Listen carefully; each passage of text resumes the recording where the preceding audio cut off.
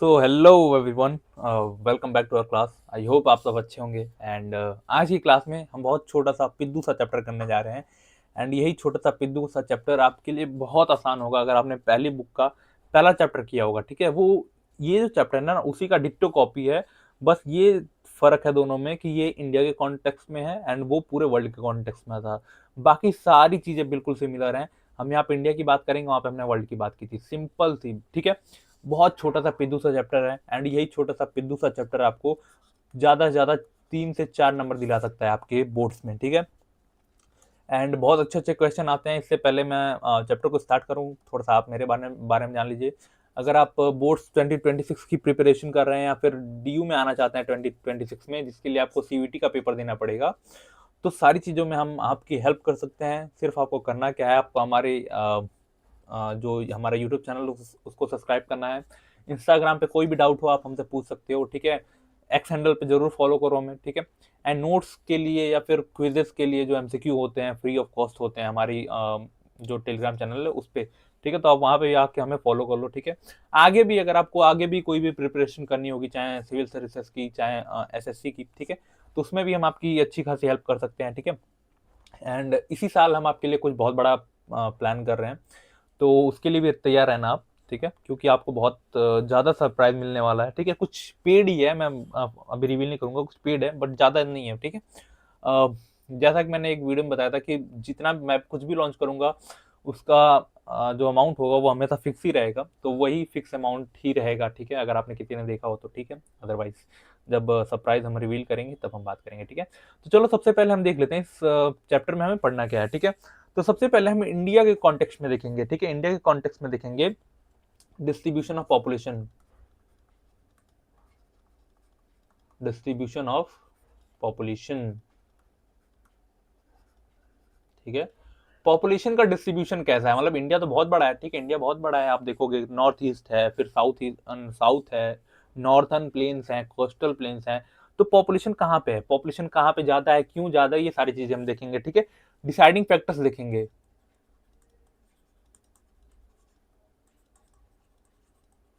Factors देखेंगे, ठीक है, कि पॉपुलेशन कहाँ पे है और क्यों है उतनी पॉपुलेशन ज्यादा वहां पे। ठीक है, फिर दूसरा हम देखेंगे density of population. Density of population, I hope आपको सारी चीजें जो हमने चैप्टर 1 में पढ़ी थी बुक 1 में, वो सारी चीजें यहाँ पे रिवाइज होंगी। ठीक है, फिर तीसरा हम देखेंगे, क्या देखेंगे तीसरा, तीसरा हम देखेंगे growth of population. Growth of population, ठीक है, ये तीसरा हम देखेंगे। एंड जो चौथा एंड लास्ट चीज है, ठीक है, वो यहाँ पे एक्स्ट्रा है। ठीक है, ये वाला जो चैप्टर टॉपिक है ये उसमें नहीं था। ठीक है, ये यहीं पे है। ठीक है, चौथा है हमारा कॉम्पोजिशन। कॉम्पोजिशन ऑफ पॉपुलेशन, ठीक है, composition of population. Composition of population का मतलब क्या होता है कि जो हमारी पॉपुलेशन है उसका कॉम्पोजिशन कैसा है on the basis of rural, rural urban, मतलब कितने लोग गांव में रहते हैं, कितने लोग शहर में रहते हैं। लैंग्वेज के बेसिस पे, लिंग्विस्टिक बेसिस पे। ठीक है, लिंग्विस्टिक बेसिस पे कितने लोग कौन सी भाषा बोलते हैं, कौन सी भाषा ज्यादा बोली जाती है, कौन सी भाषा कम बोली जाती है, ये सारी चीजें। ठीक है, रिलीजियस बेसिस पे, रिलीजियस बेसिस, रिलीजियस बेसिस पे। एंड चौथा वर्किंग पॉपुलेशन, वर्किंग पॉपुलेशन, ठीक है, वर्किंग पॉपुलेशन। ठीक है, वर्किंग पॉपुलेशन का मतलब हमारी कौन कितनी पॉपुलेशन प्राइमरी एक्टिविटीज में है, कितनी पॉपुलेशन सेकेंडरी एक्टिविटीज में है, कितनी पॉपुलेशन टर्जरी एक्टिविटीज में है, कितनी पॉपुलेशन एम्प्लॉयड है, कितनी अनएम्प्लॉयड है, ये सारी चीजें। ठीक है, मार्जिनल वर्कर क्या होते हैं, ये सारी चीजें हम इसमें डिस्कस करेंगे। ठीक है, तो ये बहुत छोटा सा चैप्टर है, 4 ही टॉपिक आपको पढ़ने हैं, बहुत ईजी चैप्टर होगा आपके लिए। ठीक है, चलो स्टार्ट करते हैं। देखो, मैंने पहले ही चैप्टर में बताया था, पहले बुक में, कि हम पॉपुलेशन क्यों पढ़ते हैं। पॉपुलेशन पढ़ना हमारे लिए बहुत इंपॉर्टेंट बात होती है। क्यों?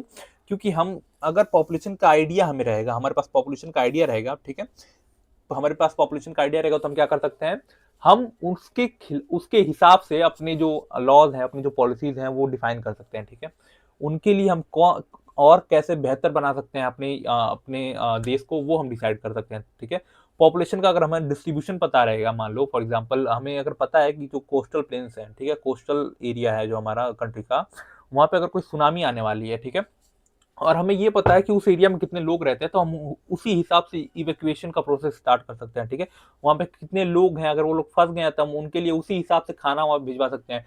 तो पॉपुलेशन का जो हमारे पास डेटा होता है वो बहुत इंपॉर्टेंट होता है, ठीक है। पॉपुलेशन इसीलिए हमें पढ़ना जरूरी होता है, इसीलिए हमें याद करना जरूरी होता है। और पॉपुलेशन का जितना भी सोर्स होता है, जो पॉपुलेशन का हमारे पास कैसे हम इकट्ठा करते हैं, उसको हम क्या बोलते हैं, सेंसस बोलते हैं, ठीक है।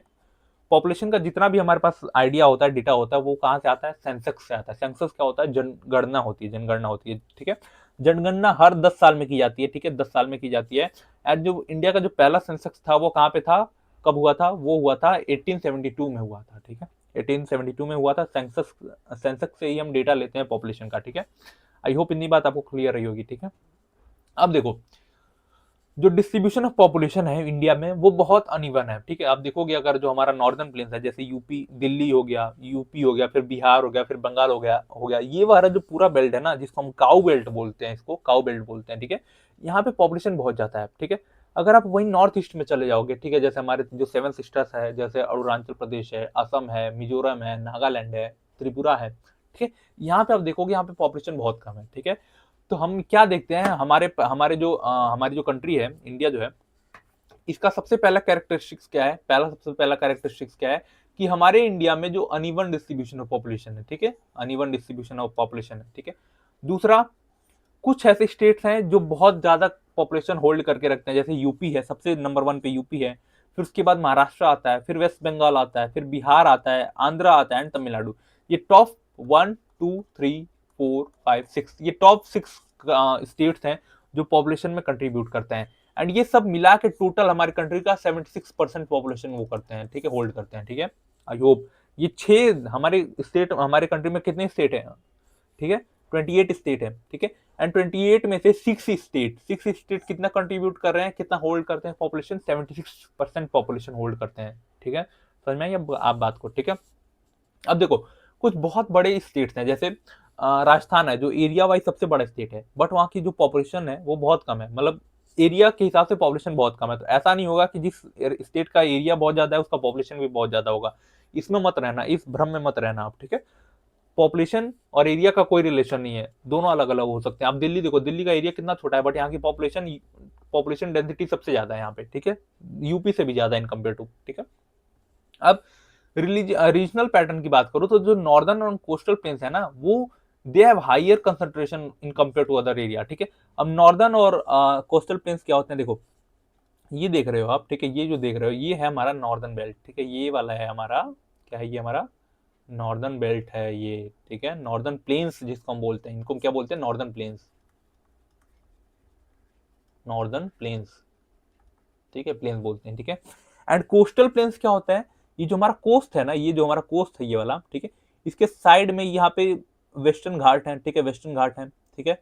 इस साइड में क्या है, ये ईस्टर्न घाट है, ठीक है, ईस्टर्न घाट है यहाँ पे, ठीक है।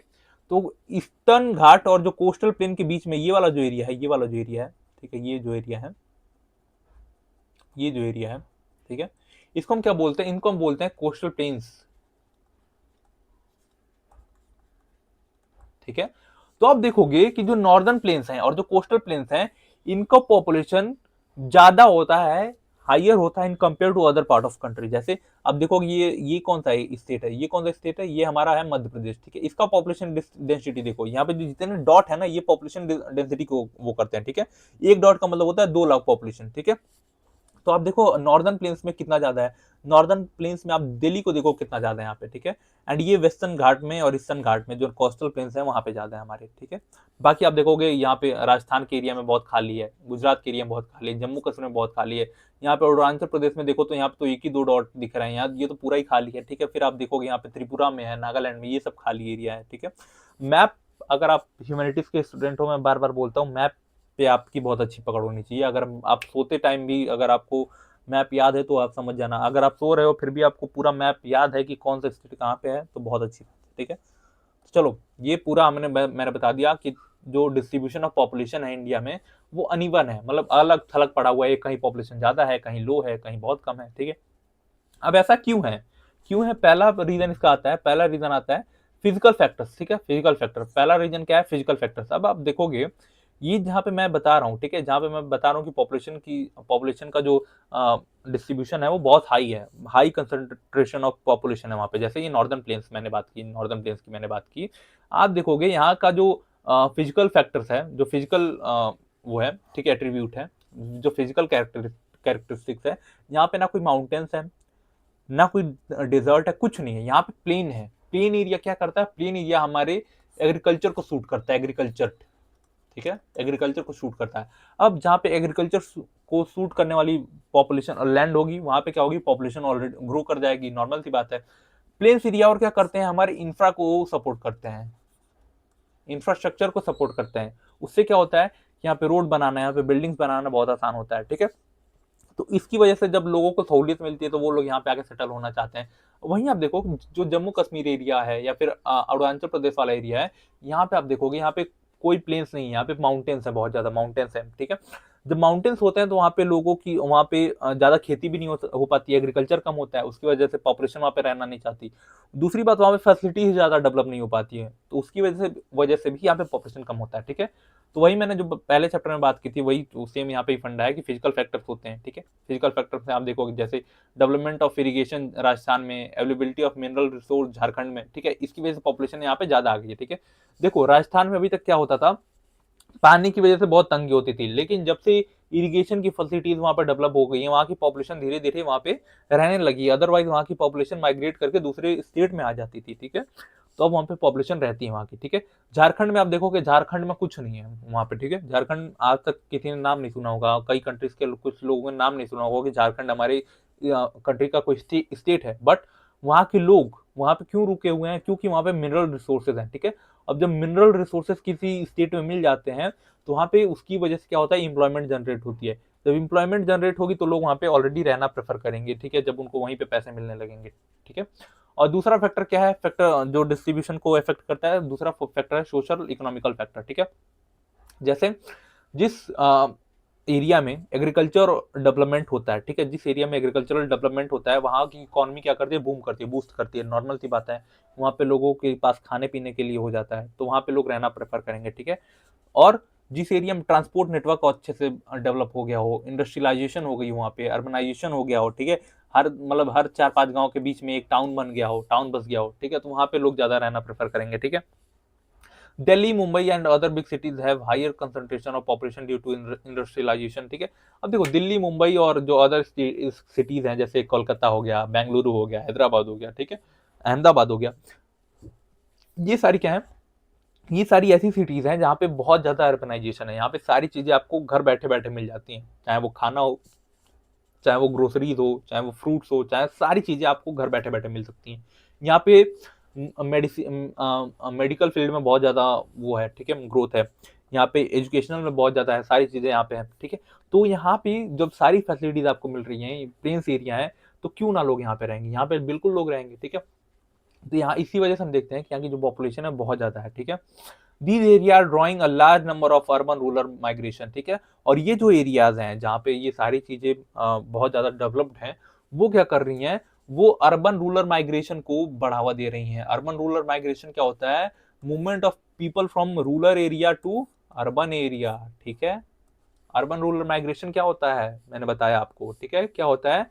जो रूरल एरिया से, जब रूरल एरिया से लोग माइग्रेट करके अर्बन एरियाज में जाते हैं, अर्बन सेटलमेंट्स में जाते हैं, in search of good life, in search of good medical facilities, in search of good employment, उसको हम क्या बोलते हैं? अर्बन रूरल माइग्रेशन करते हैं। एंड ये जो बड़ी बड़ी सिटीज हैं, दिल्ली है, मुंबई है, ये सारी चीजें इसको बढ़ावा दे रही हैं, ठीक है। समझ आई बात आपको?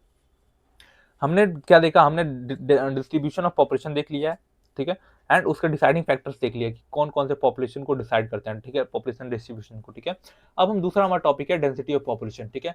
डेंसिटी ऑफ पॉपुलेशन का मैंने आपको पहले ही बता दिया है कि उसका जो डेफिनेशन क्या होता है, ठीक है। कितने लोग एक किलोमीटर एरिया में रहते हैं, उसको हम क्या बोलते हैं? डेंसिटी ऑफ पॉपुलेशन बोलते हैं, ठीक है।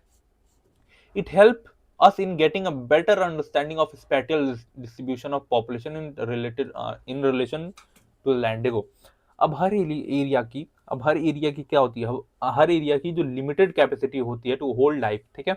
अब देखो दिल्ली का एरिया बहुत छोटा है, ठीक है, दिल्ली का एरिया बहुत छोटा है। अब यहाँ पे पॉपुलेशन इतनी ज्यादा हो गई, क्योंकि यहाँ की पॉपुलेशन इतनी ज्यादा है कि यहाँ पे ना कोई फैसिलिटीज अच्छे से डेवलप हो पाती है। ट्रांसपोर्टेशन, जो गवर्नमेंट पब्लिक ट्रांसपोर्टेशन नेटवर्क है, वहाँ पे इतनी गर्दी हो जाती है, इतनी भीड़ हो जाती है, ठीक है, कि वहाँ पे रहना ना रहना दोनों बराबर हो जाता है, ठीक है। यहाँ का ड्रेनेज पैटर्न, जैसे ही बारिश होती है, एक बारिश हुई, सारा ड्रेनेज पैटर्न का जो है वो ढक्कन खुल गया, ऐसा हो जाता है, ठीक है। तो देखो, हम इसीलिए पढ़ते हैं ताकि हमें बेटर अंडरस्टैंडिंग हो सके स्पैटियल डिस्ट्रीब्यूशन की। क्यों? क्योंकि हर एरिया का, जो हर लैंड का एक यूनिट होता है, हर unit of land have limited capacity to hold life, ठीक है। हर एरिया का एक लिमिटेड कैपेसिटी होता है कि भाई मेरे ऊपर इतने ही लोग रहेंगे, ठीक है, मेरे ऊपर इतने ही लोग रहने चाहिए, ठीक है। अब देखो, जब दिल्ली में डेंसिटी ऑफ पॉपुलेशन जब बहुत ज्यादा बढ़ने लगी, तो हमने क्या किया, हमने दिल्ली की अगल बगल हमने एनसीआर बनाना स्टार्ट किया, ठीक है। एनसीआर बनाना स्टार्ट किया, जिसमें हमने नोएडा को डेवलप किया अच्छे से, गुरुग्राम को डेवलप किया अच्छे से, ताकि हमारी जो दिल्ली की पॉपुलेशन है वहां पे शिफ्ट हो सके धीरे धीरे, ठीक है। तो डेंसिटी ऑफ पॉपुलेशन का मैंने बता दिया डेफिनेशन, ठीक है। देखो, अब स्पैटियल वेरिएशन है डेंसिटी ऑफ पॉपुलेशन में, हमारे पास स्पैटियल वेरिएशन का मतलब क्या होता है? स्पैटियल वेरिएशन का मतलब होता है स्पेस में आपको वेरिएशन मिलेगा। स्पेस में मतलब, जैसे आप अगर नॉर्दर्न प्लेन से ईस्ट की तरफ जाते रहोगे, ईस्ट की तरफ जाओगे, इधर धीरे धीरे ईस्ट की तरफ जाओगे, तो आप देखोगे जो डेंसिटी ऑफ पॉपुलेशन है वो खत्म होती जाएगी, मतलब कम होती जाएगी, ठीक है। तो इसी को हम क्या बोलते हैं? स्पैटियल डिस्ट्रीब्यूशन बोलते हैं, ठीक है। स्पैटियल डिस्ट्रीब्यूशन, स्पेस में धीरे धीरे कम होता है या ज्यादा होता है, स्पेस में डिफरेंसेस आते हैं, ठीक है। इस एरिया में आप हो तो पॉपुलेशन जो डेंसिटी है बहुत ज्यादा है, इस एरिया में आ गए आप तो इस एरिया की जो डेंसिटी है वो बहुत कम है, ठीक है। तो आप देखोगे जो अरुणाचल प्रदेश है, इसकी जो लोएस्ट डेंसिटी है, ठीक है, 17 लोग, मतलब 1 किलोमीटर एरिया में 17 लोग रहते हैं। बिहार की सबसे ज्यादा है, ठीक है। स्टेट में मैं बात कर रहा हूँ, यूनियन टेरिटरीज में नहीं बात कर रहा हूँ मैं, याद रखना। बिहार की सबसे ज्यादा है, ठीक है, 1106 लोग रहते हैं 1 किलोमीटर एरिया में, ये भी कम है। अब देखो, दिल्ली में 1 किलोमीटर में 11,320 लोग रहते हैं, ठीक है, हाईएस्ट डेंसिटी है, ठीक है, यूटी में, ठीक है। अगर आपसे एक एमसीक्यू पूछ दे कि which of the following state has the highest density of population, and उसमें ऑप्शन में आ जाए यूपी, बिहार, दिल्ली, राजस्थान, ठीक है, तो अगर वहां पे दिल्ली है तो आपको दिल्ली मार्क करना है, ठीक है, दिल्ली मार्क करना है। क्योंकि दिल्ली, अब देखो वहां क्वेश्चन उसमें अब मैटर करता है कि आपको क्वेश्चन कैसे पूछा गया है। अगर स्टेट पूछा गया है, सिंपल सा स्टेट लिखा हुआ है, तो आप बिहार मार्क करोगे। अगर यूटी पूछा गया है, यूनियन टेरिटरी पूछा गया, तो आप दिल्ली मार्क करोगे, ठीक है। समझ में आई बात? इसको हम थोड़ा सा डिटेल में अभी देखेंगे कि इसका मैं एक वो लिखवा दूंगा आपको, ठीक है। जैसे किस स्टेट की पॉपुलेशन बहुत ज़्यादा है, किस स्टेट की पॉपुलेशन बहुत कम है, ठीक है, क्योंकि इससे एमसीक्यूज आते हैं एंड इससे मैप के क्वेश्चंस भी आते हैं, ठीक है। देखो, अब कुछ यहाँ पे टर्म्स आते हैं, जैसे साइकोलॉजिकल डेंसिटी क्या होती है और एग्रीकल्चरल डेंसिटी क्या होती है। ये दोनों टर्म्स हम थोड़ा समझ लेते हैं, क्योंकि इससे क्वेश्चन तो नहीं आने के चांसेस हैं, बट आपको थोड़ा सा आइडिया रहेगा, ठीक है। साइकोलॉजिकल डेंसिटी क्या होती है, ठीक है। देखो, किसी एरिया में जितनी जमीन खेती के काम आ सकती है, उस पर कितने लोग डिपेंड करते हैं, ठीक है। किस एरिया में किसी एरिया में जितनी जमीन खेती के काम आ सकती है, ठीक है, कल्टीवेटेड एरिया कितना है, उस पर कितने लोग डिपेंड हैं, इसी को हम क्या बोलते हैं? साइकोलॉजिकल डेंसिटी बोलते हैं, ठीक है। जैसे अगर किसी एरिया का जो पॉपुलेशन है वो 1 करोड़ है, मान लो, ठीक है, 1 करोड़ है, ठीक है, ठीक है, एक दो, ठीक है। अब 1 करोड़ की पॉपुलेशन, ठीक है, पॉपुलेशन है 1 करोड़ की, ठीक है, उसका एरिया कितना है, नेट कल्टीवेटेड एरिया कितना है, एरिया नेट कल्टीवेटेड एरिया कितना है उसका, मतलब वहां पे उस एरिया में खेती कितने में हो सकती है, वो होती है 10,000 में, ठीक है, 10,000 स्क्वायर किलोमीटर में खेती हो सकती है, ठीक है। तो आप देखोगे, अगर मैं बात करूं तो यहाँ के जो साइकोलॉजिकल डेंसिटी कितनी है यहाँ की? 1,000 है, ठीक है, 1,000 है, ठीक है। साइकोलॉजिकल डेंसिटी कितनी है? 1,000 है, सिंपल सी बात, ठीक है। अब देखो, साइकोलॉजिकल डेंसिटी से हमें ये पता चला कि किसी एरिया में, ठीक है, किसी एरिया में अगर 10,000 स्क्वायर किलोमीटर का एरिया है, 10,000 किलोमीटर का एरिया है, ठीक है, 10,000 किलोमीटर एरिया है, एंड वहां पे टोटल पॉपुलेशन 1 करोड़ की है, ठीक है। तो 1 स्क्वायर किलोमीटर में, यानी 1 किलोमीटर एरिया में कितने लोग डिपेंड करेंगे, ठीक है, 1,000 लोग, मतलब 1 किलोमीटर एरिया में जितनी फसल होगी उसको कितने लोग खाएंगे? उसको खाएंगे 1,000 लोग, ठीक है। अब एग्रीकल्चरल डेंसिटी के यहाँ से थोड़ी सी अलग हो जाती है। एग्रीकल्चरल डेंसिटी का मतलब होता है, यहाँ पे हम टोटल पॉपुलेशन को ले रहे थे, यहाँ पे हम टोटल पॉपुलेशन को नहीं, यहाँ पे हम फार्मर्स को लेंगे, ठीक है, कि 1 किलोमीटर के एरिया में कितने फार्मर्स हैं, मतलब 1 किलोमीटर एरिया में कितने फार्मर्स काम करते हैं, ठीक है। जैसे देखो यहाँ का फार्मर्स का पॉपुलेशन था, फार्मर का पॉपुलेशन था, मान लो इसी एरिया का 5,000 फार्म 50,000 फार्मर्स रहते थे, ठीक है, 50,000 फार्मर्स रहते थे। अब 1 करोड़ जनता है, उसमें से 50,000 फार्मर्स थे, ठीक है। अब इसी में हमने कल्टीवेटेड एरिया लगा दिया। कल्टीवेटेड एरिया हमारा कितना था, 1,000 था, ठीक है, सॉरी 10,000 था, 10,000 किलोमीटर का एरिया था हमारे पास, ठीक है। अब हमने देखा अगर हम एग्रीकल्चरल डेंसिटी की बात करें तो हमारे पास एग्रीकल्चरल डेंसिटी कितनी आती है, 5 पर्सन पर स्क्वायर किलोमीटर, ठीक है। मतलब 1 किलोमीटर एरिया में कितने फार्मर्स काम कर रहे हैं, यहाँ पे 5 फार्मर्स काम कर रहे हैं, ठीक है। 1 किलोमीटर एरिया में कितने फार्मर्स काम करेंगे, 5। यहाँ पे हमने पॉपुलेशन का, पूरा पॉपुलेशन का देखा था कि 1 किलोमीटर एरिया में जितनी भी फसल होगी, जितना भी प्रोडक्शन होगा, उस पे कितने लोग खाएंगे, उस पे हम लोग कितने लोग खाएंगे, उस पे हम 1,000 लोग खाएंगे, ठीक है। वही हम एग्रीकल्चरल डेंसिटी की बात करें तो 1 किलोमीटर एरिया में कितने फार्मर्स काम कर रहे हैं, उसमें कितना लोग फार्मर्स काम कर रहे हैं, 5,000 फार्मर्स काम कर रहे हैं यहाँ पे, ठीक है, 5,000 फार्मर्स, ठीक है। अब यहाँ से हम दो चीजें वो कर सकते हैं, देखो अगर एग्रीकल्चरल डेंसिटी ज्यादा है, ठीक है, अगर एग्रीकल्चरल डेंसिटी ज्यादा है, ठीक है, अगर एग्रीकल्चरल डेंसिटी क्या है, ज्यादा है, तो क्या हम निकाल सकते हैं यहाँ से, हम आउटकम क्या निकाल सकते हैं, अगर एग्रीकल्चरल डेंसिटी ज्यादा है, अगर फार्मर्स वहां पे ज्यादा काम करे तो मतलब क्या होगा, टेक्नोलॉजी कम है वहां पे, और क्या है, अनएम्प्लॉयमेंट है, अंडर एम्प्लॉयमेंट है, ठीक है, ओवर एम्प्लॉयमेंट बोलते हैं, सॉरी इसको डिलीट करने दो थोड़ा सा, ओवर एम्प्लॉयमेंट है, इसको मैं समझाता हूँ कैसे, ठीक है।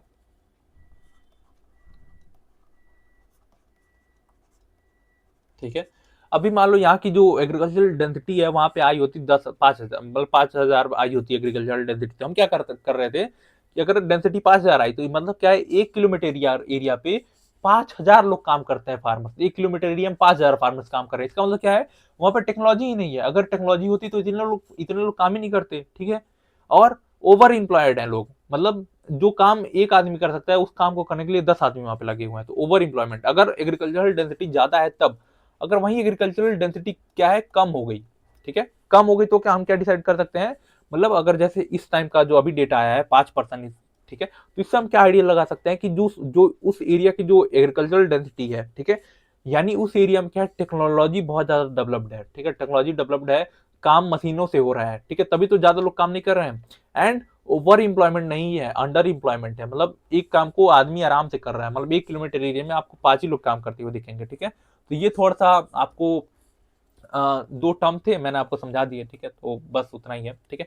अगर हम ग्रोथ ऑफ पॉपुलेशन की बात करें, ठीक है, ग्रोथ ऑफ पॉपुलेशन का मतलब डेफिनेशन क्या होता है, growth is the change of in the number of people in a particular area between two point of time, मतलब वही मैंने सिंपल सा जब बताया था, मतलब 2001 से लेके 2011 के बीच में, ठीक है, 2011 के बीच में पॉपुलेशन में कितने चेंजेस है। अब वो चेंजेस पॉजिटिव भी हो सकते हैं, निगेटिव भी हो सकते हैं, ठीक है, ये नहीं है कि पॉजिटिव होंगे तभी ग्रोथ होगी, ग्रोथ का मतलब पॉजिटिव भी हो सकता है, निगेटिव भी हो सकता है, ठीक है।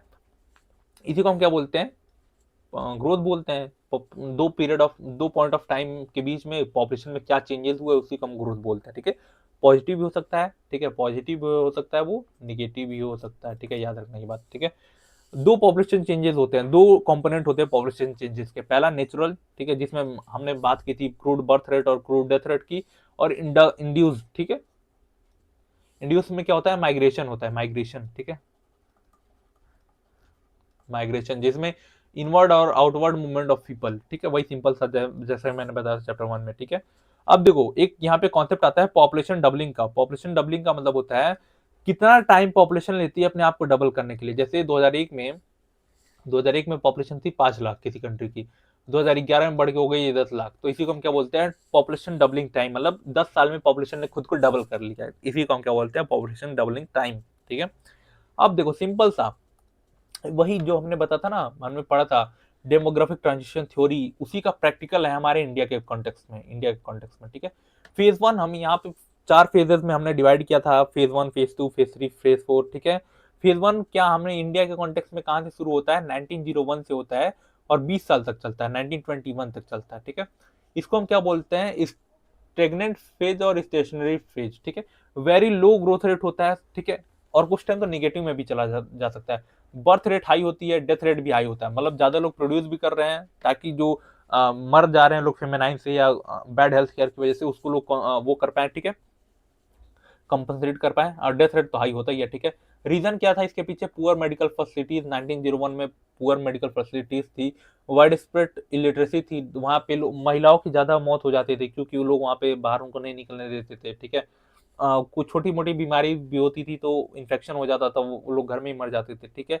इनसफिशियंट डिस्ट्रीब्यूशन ऑफ फूड, मतलब किसी एरिया में अगर वो पड़ा है, फेमेनाइन आया है, तो वहाँ पे पॉपुलेशन का डिस्ट्रीब्यूशन ही नहीं हो पाता था, ठीक है। फेज टू स्टार्ट करते हैं हम 1921 से 1951 तक, ठीक है। स्टेडी पॉपुलेशन ग्रोथ, धीरे धीरे पॉपुलेशन ग्रोथ हो रहा था इस पीरियड में, ठीक है। अब डेथ रेट क्या था? डिक्लाइन हो गया था due to improve health care facilities, ठीक है। हेल्थ केयर यहाँ पे धीरे धीरे इवॉल्व हो रही थी, तो यहाँ पे जो वो था डेथ रेट वो कम हो गया था, ठीक है। बर्थ रेट तभी भी हाई था, ठीक है।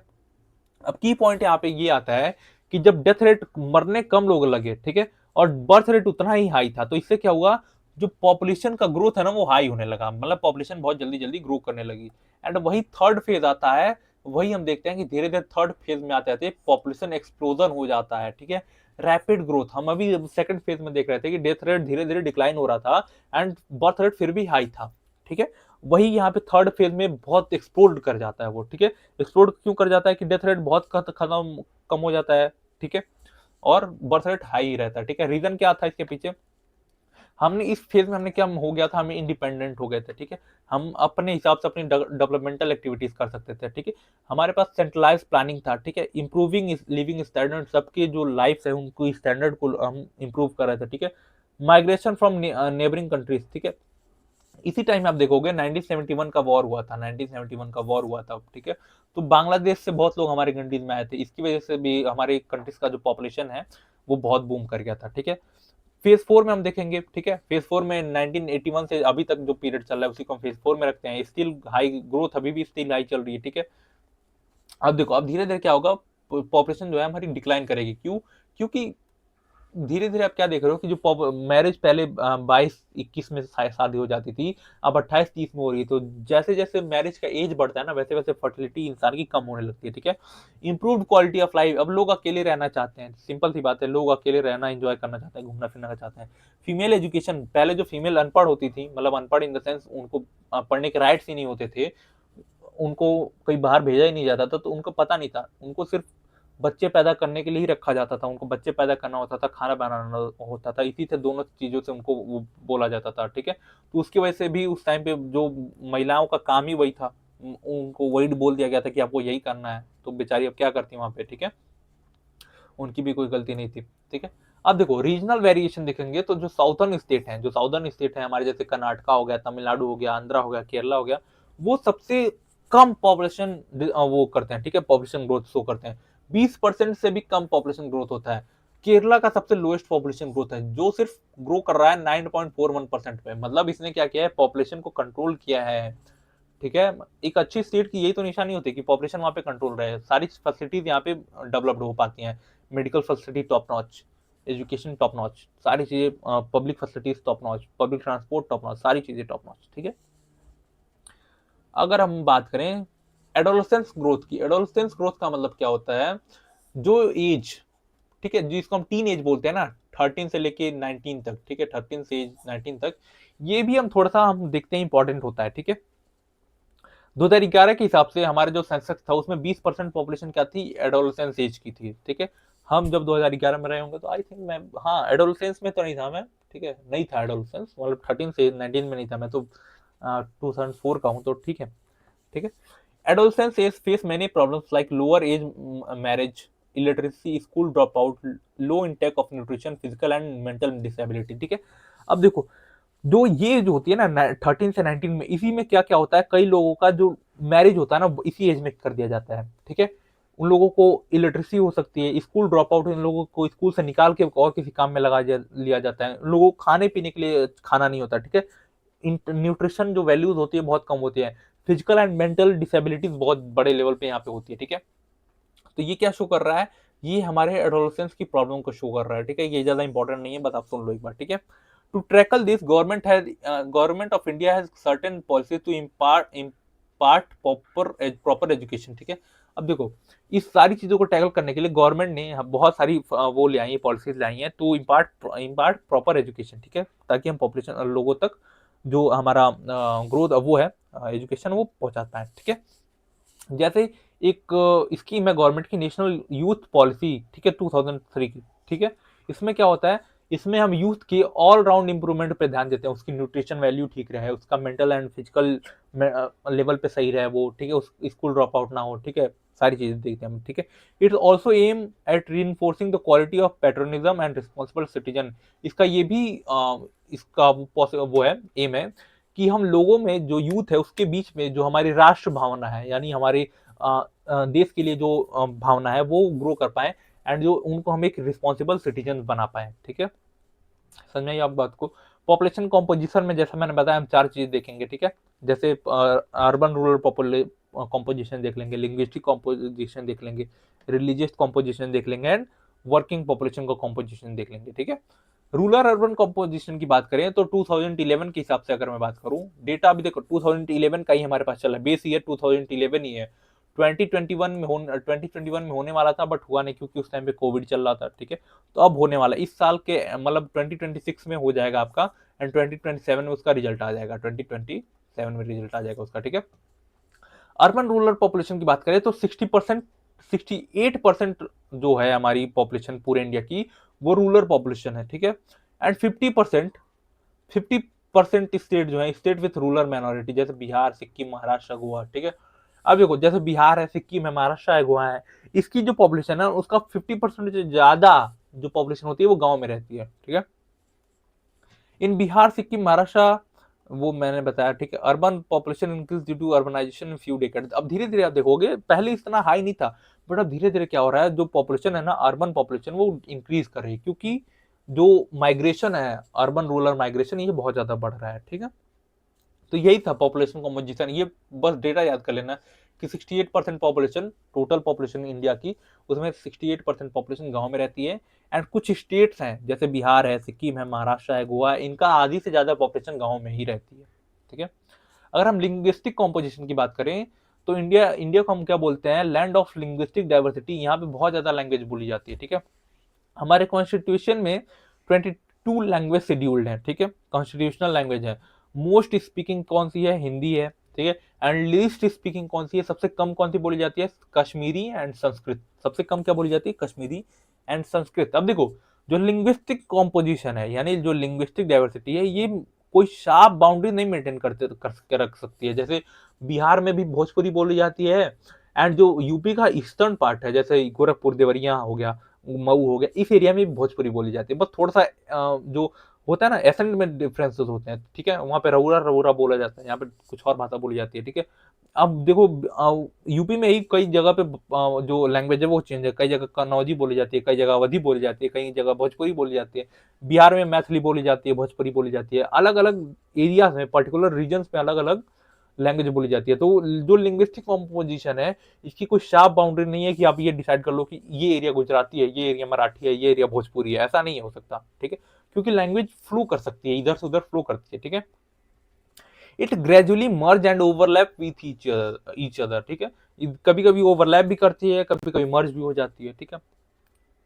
अगर मैं रिलीजियस कॉम्पोजिशन की बात कर रहा हूँ तो 70 टू 90% पॉपुलेशन है हर स्टेट की, वो क्या है, हिंदुइज्म को फॉलो करती है। मतलब 70 से लेके 90% तक की पॉपुलेशन क्या है पूरे स्टेट की, वो क्या करती है, फॉलो करती है, हिंदुइज्म फॉलो करती है, ठीक है।